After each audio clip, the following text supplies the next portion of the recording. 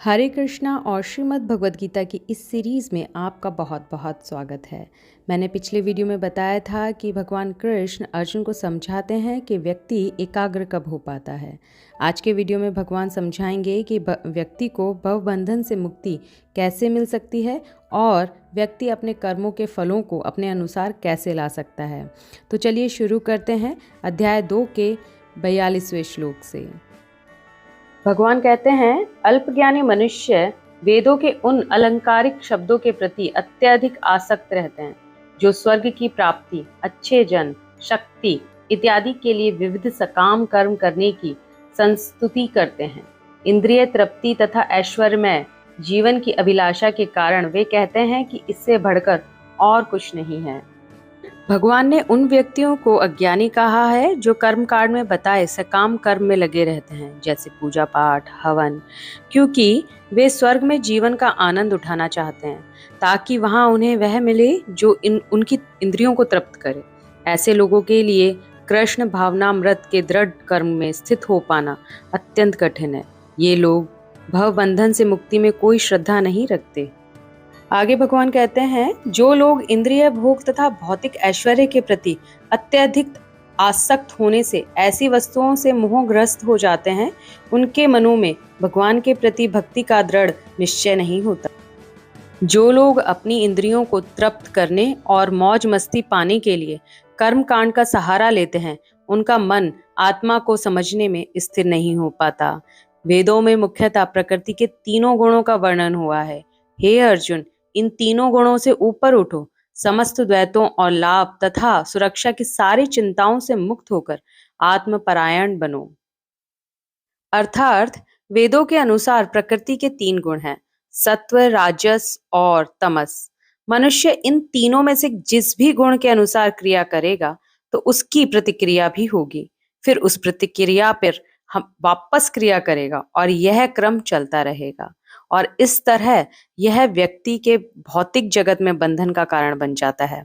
मनुष्य को चाहिए कि सुख दुख या शीत गर्मी जैसी द्वैताओं को सहन करना सीखे और इस प्रकार हानि तथा लाभ की चिंता से मुक्त हो जाए।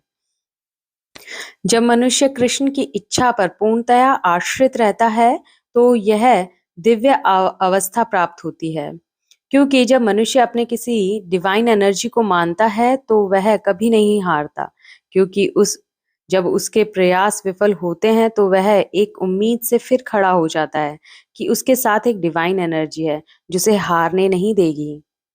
अगले श्लोक में भगवान कहते हैं, एक छोटे से कूप का सारा कार्य एक विशाल जलाशय से तुरंत पूरा हो जाता है।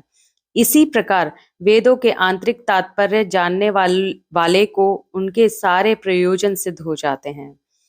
अर्थात मनुष्य को इतना बुद्धिमान तो होना ही चाहिए कि केवल अनुष्ठानों के प्रति आसक्त न रहकर वेदों के उद्देश्य को समझे और अधिकाधिक इंद्रिय तृप्ति के लिए ही स्वर्गलोक जाने की कामना न करे।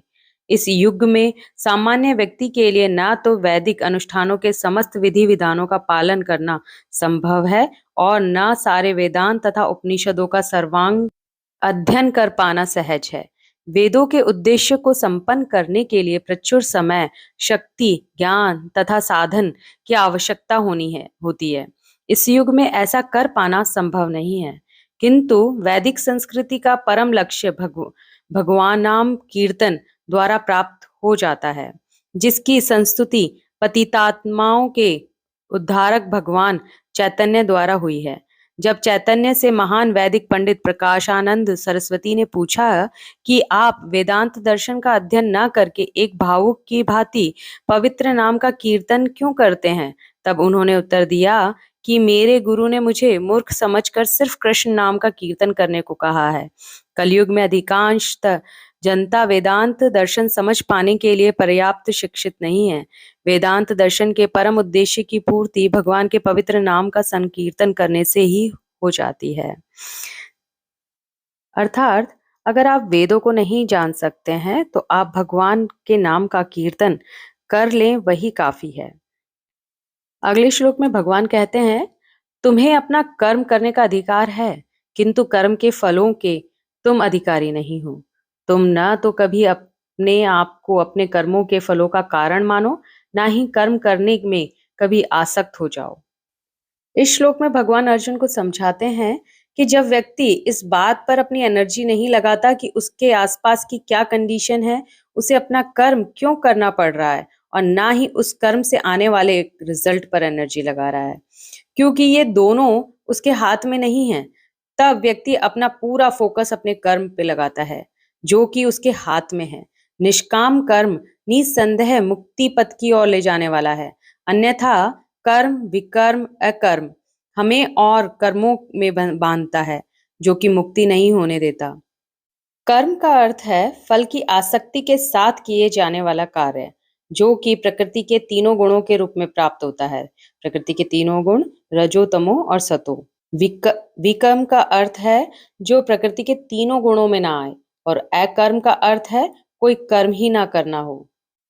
भगवान अर्जुन से आगे कहते हैं, हे अर्जुन, जय अथवा पराजय की समस्त आसक्ति त्याग कर समभाव से अपना कर्म करो।